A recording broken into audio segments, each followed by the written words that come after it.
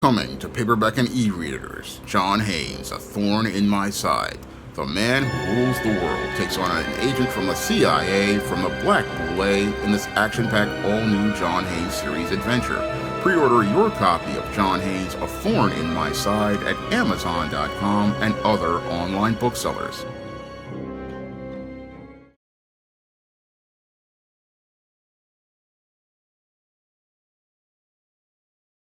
Issa Rae is hoping that her new movie, One of Them Days, will lead to Hollywood producing more black stories.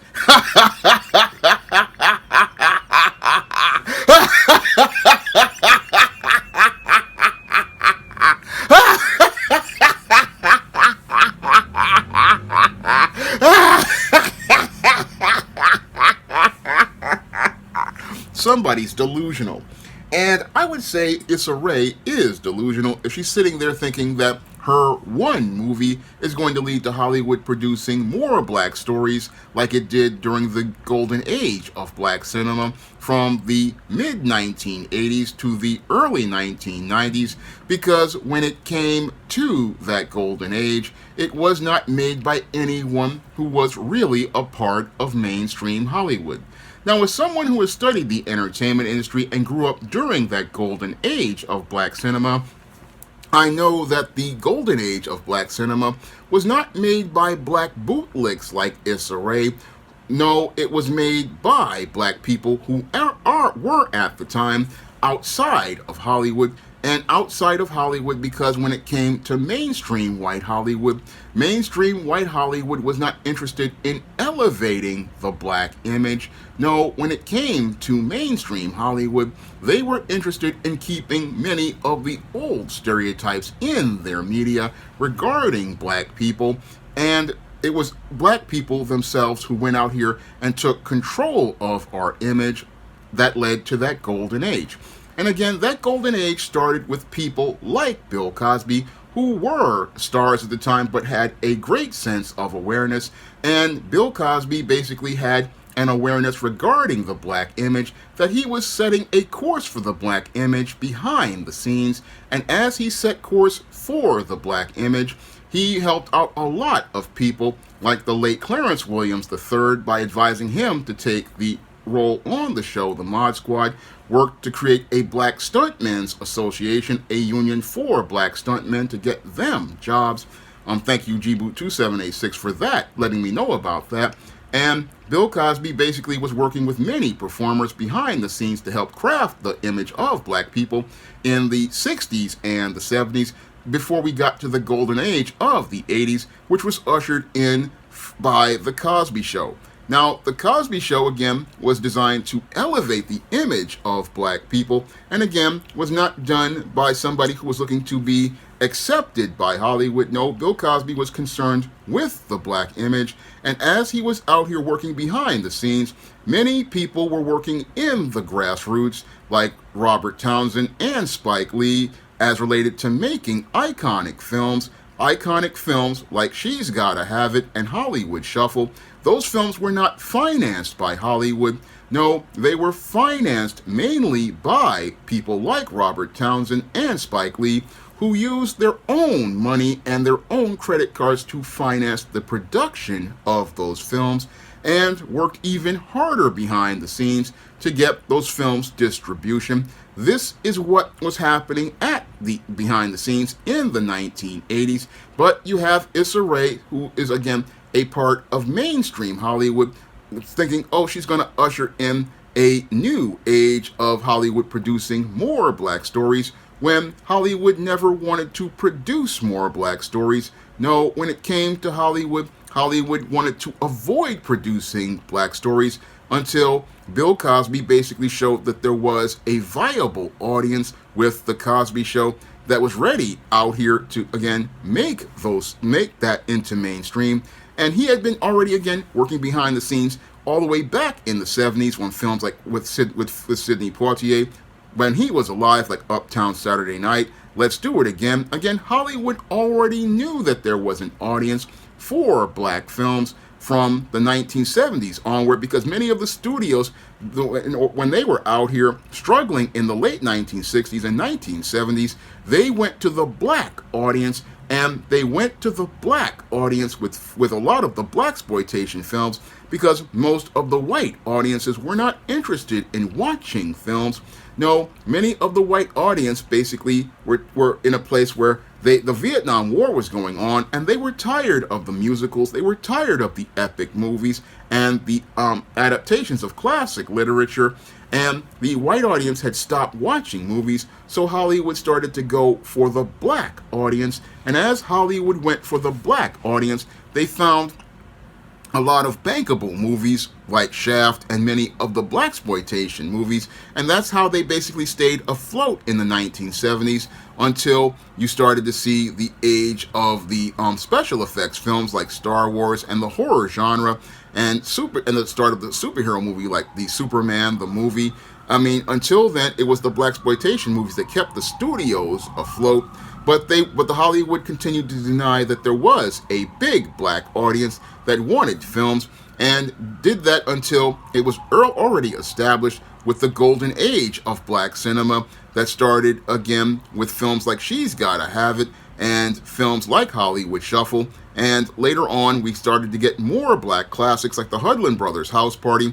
But all of those films were basically, again, made on extremely small budgets and made with and distributed basically for in periods where they thought they weren't going to make money, but they grossed big money, and that's how we got the golden age of black cinema. But Issa Rae wants to tell us that her film, One of Them Days, will lead to Hollywood producing more black stories. Well, I hate to break it to Issa, when it comes to modern black Hollywood, it's basically what Hollywood has turned it into a fiefdom that is controlled by a couple of black moguls such as Oprah Winfrey, Lee Daniels, Tyler Perry, Curtis 50 Cent Jackson Esquire, and they basically have had a lock on black media as related to mainstream media and control the narrative of black media. This is the power that was given to them by the movie studios, and when it comes to them, they only want to see certain films that fit a certain narrative,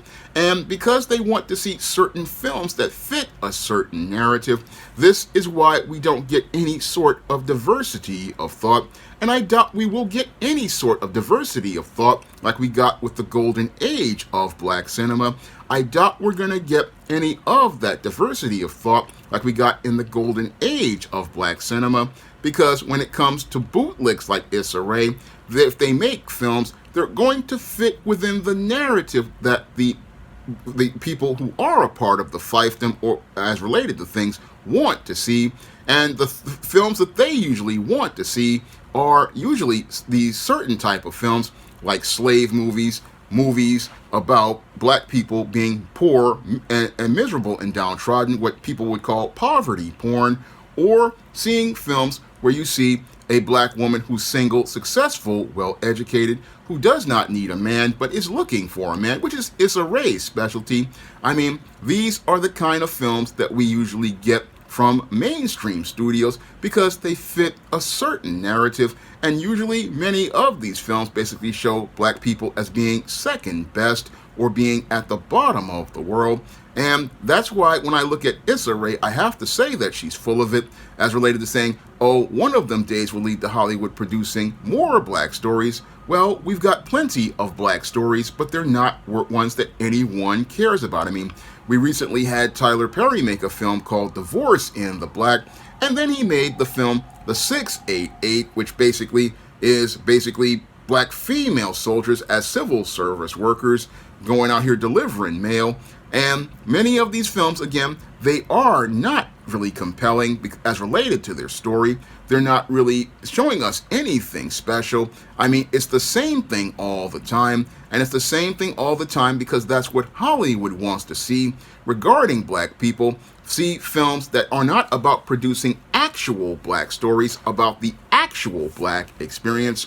No, what they want to do is produce the stories that white people want to see, not the stories about ourselves that show that richer, diverse picture that we got in the golden age of black cinema that took place from the late 1980s all the way up to the early 90s. No, what white people want to see is a certain type of story, and that's what really undermined the golden age of black cinema, was that as black filmmakers were making inroads as related to controlling our image, sadly what happened is the white folks basically came in and took over the narrative with John Singleton's film Boys in the Hood.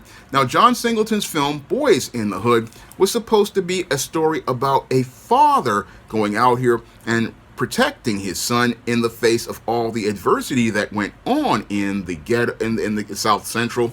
But that story basically was packaged and marketed as a hood movie, and that's how the white media took over the narrative of black media, and that's how we wound up losing our narrative that gave us that diversity of thought as related to rap music, where we got all sorts of diversity and the diversity of thought we were seeing as related to movies, because Spike Lee had his style, Robert Townsend had his style, Bill Duke had his style. I mean, we saw so many different styles. Mario Van Peebles had his style, and we've got to see different stories of black life.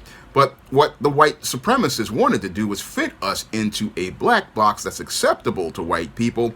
And as the 90s went on, we went from seeing beautiful movies that showed us that rich picture of black life to nothing but hood movies, slave movies, and now poverty porn. Again, media that fits the white person's idea of black, but not our own idea of black. And we're not going to get our idea of black from someone like an Issa Rae. No, someone like Issa Rae, who creates shows like Insecure that show us black women as miserable basket cases who cannot keep a man. That's the same stuff that Terry McMillan was producing with movies like Waiting to Exhale, which basically showed you misandry, and far away from the image of, again, of the golden age of cinema, where we saw black love, where we saw black men loving black women, where we saw black people living different lives. I mean, I doubt you'll get that type of diversity of thought from Issa Rae, who again is in her own box and again wants to sit here and talk about how Hollywood will produce more black stories. No, you're not going to get that diversity of thought as related to stories from bootlicks like Issa Rae.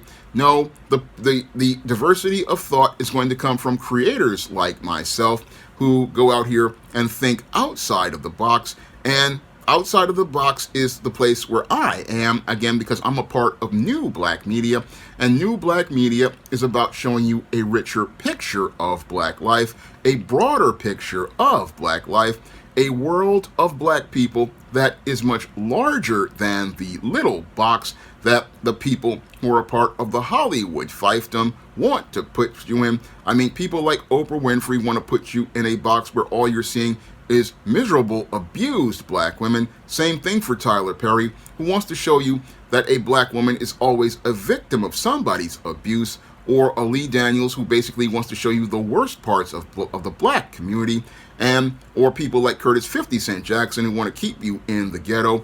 Again, they want to keep you in this frame of thinking because, like Professor Black Truth has said in many of his videos, this media is programming, and this programming is about mind control, and the mind control is about, again, getting you to think a certain way about yourself, and Issa Rae is complicit in looking to make you think a certain way about yourself, a certain way that is completely different from that of men like Bill Cosby, who wanted to see you be your best, or a guy like Reginald Hudlin back before he screwed up Milestone, where with House Party, the Hudlin brothers wanted to show you just regular young brothers and sisters just having a good time, or Robert Townsend, who wanted to go out here and show you that black people, again, were human beings and we live lives, and again, wanted to give us diversity of thought with not only movies like Hollywood Shuffle, but shows like The Parenthood and the first black superhero movie, The Meteor Man. I mean, you got, again, that golden age of black cinema was a beautiful time, and again, it's not going to be ushered in by a bootlick like Issa Rae. No, it's going to be ushered in by people who are a part of New Black Media like myself. People who are a part of new black media are the ones who are going to usher in a golden age. And again, that golden age came from black people who took their own money to share their passions and share their stories, like I do right now on the SJS Direct imprint. I'm the guy who goes out here and puts his own money on stories that publishers won't touch, like stories in the black fantasy genre, like the books in the Issa series, which features a black female heroine, the Steam series, which features another black female heroine, the John Haynes series, which is focused on a black man who's in a corporate hell and deals with the supernatural, or the Spinsterella books that have a story that chronicles the goings-on of a black woman in the goth subculture, or books like I do, like Eternal Night, which is a black vampire novel set in the black community and revolves around black culture.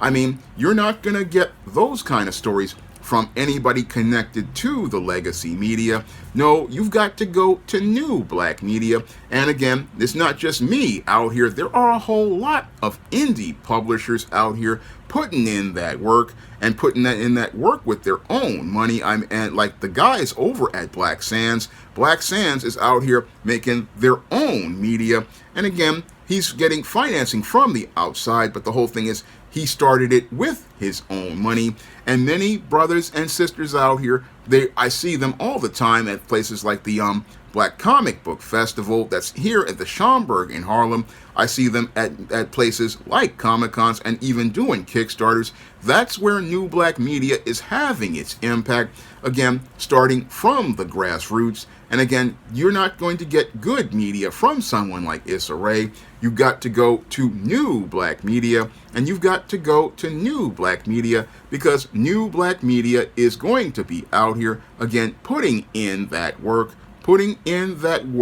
as related to, again, crafting an image to, again, elevate our image. And again, I'm going to focus on making us the center picture of our stories, not the ones that the white media wants to go out here and present as us, because the stuff that they make is, again, about seeing us through the white lens. And that's what Issa Rae wants to do, put us through the white lens that is acceptable to white people. Whereas when I go out here, I want to show you black life as it is and show you black people front and center, show you a world of black people front and center in our own world, and in a world where we're the ones leading and seeking to take our power, not seeking white validation and approval, but seeking to, again, get the approval of God first, and then go out here and see a value in ourselves. That's what I want to present in my work. And again, when I look at her talking about she's going to start a resurgence, she's full of it. No, her films will come and go the same way Tyler Perry movies are coming and going, and the same way Lee Daniels and Oprah Winfrey films are coming and going, because the black audience is apathetic to this material.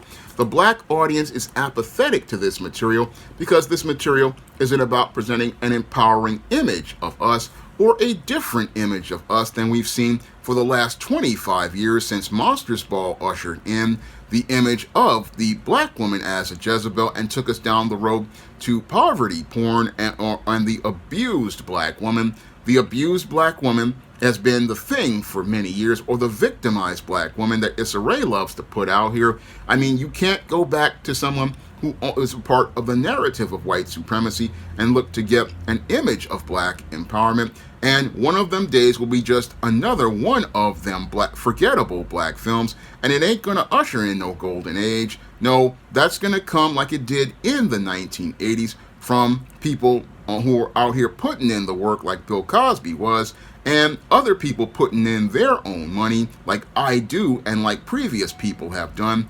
It's always come from the black grassroots. Again, black stories came from the black grassroots because the mainstream media isn't interested in elevating the image of black people to empower black people. No, the mainstream media and those bootlicks who are a part of the mainstream media, they are not interested in producing black stories for black people. No, they will never produce a Spellbound like I wrote that talks about how black culture basically is run by a bunch of bullies in the black community who want to, again, control the narrative of the black community. I doubt they would do that type of story about, like I did with Matilda Crowley. I doubt they would do an All About Marilyn and talk about the struggles of black actresses in Hollywood. I doubt they would do a Temptation of John Haynes and show you a black character on the level of Buffy or Angel or the Ghostbusters. I doubt they would do an Isis movie about a black female Egyptian, a Nubian goddess. I doubt they would do those type of stories. So Issa Rae again has this covert contract with white supremacy, hoping that she'll get more jobs. But that covert contract isn't about producing actual black stories that empower black people. No, it's all about this bootlick looking to get herself ahead at the expense of black people. And this black bootlick wants to think that Hollywood will produce more black stories. Well, Halle Berry thought that winning the Oscar would open doors for her. And 25 years later, she's miffed that nobody has ever won another award. And again, in this age of Trump, I doubt you're going to get Hollywood to produce any more black stories because, again, the golden age of black cinema started during the era of Ronald Reagan and George W. Bush.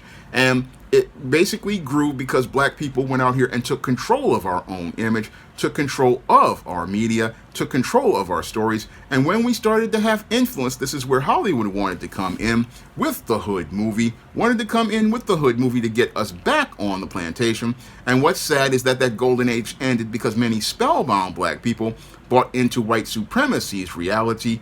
And as they bought into white supremacy's reality, this ushered in this dark period of cinema brought in by 2000's Monsters Ball with Halle Berry, again having that sex scene with Billy Bob Thornton, and Training Day with Denzel Washington where he played a super brute. Again, we have to start, if we want to get a another golden age of black cinema, black people have to start again going back to the black grassroots, because it was the grassroots that basically is where black media is created. And again, new black media will be the place to be for black stories and will be the place that we can see actual stories regarding who we really are and the lives we really live. Now, if you want to check out many of the stories that of the SJS Direct imprint, which show you a richer and more diverse picture of black life, you can head over to Amazon.com and pick up many of the books that I mentioned in this video. And if you want to see me make more videos taking black bootlick celebrities like Issa Rae to the barbecue, you can drop a donation to the Patreon, PayPal, or Cash App to see me stay on the air and continue producing that kind of content. That's all I have to say for this video. You can comment, rate, and subscribe. Now available in paperback and Kindle, All About Marilyn.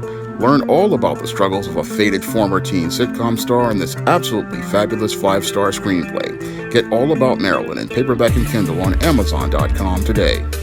Now available in paperback and e-readers, Isis, All About the Goddess. The Goddess Next Door bears all in the art studio to catch a campus stalker in this action-packed Isis series mystery.